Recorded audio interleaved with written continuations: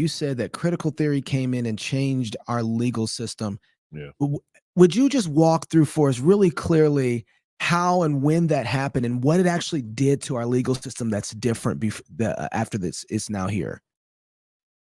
Yeah, and there's some scholarly debate about when it really, took hold. Yeah. But understand that right around the turn of the century, you had, Darwinian evolutionary theory come out.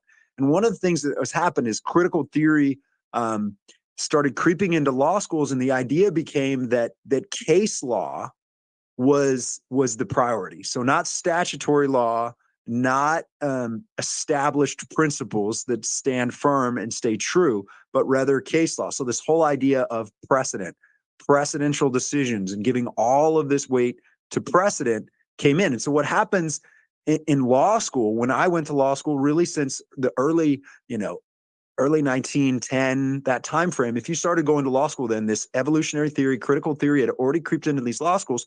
So what you did is you didn't study the law. I didn't spend time in law school studying the law.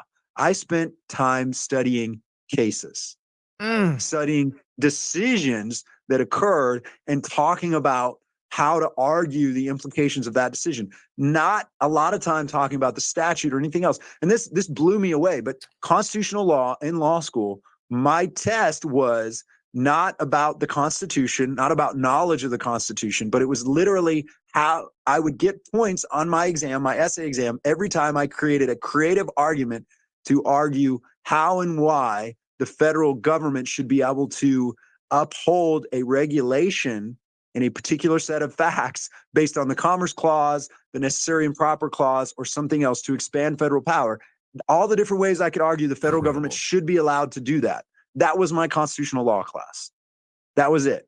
It wasn't First Amendment. It wasn't, this is what the Constitution, this isn't where it came from. This is what it evolved from.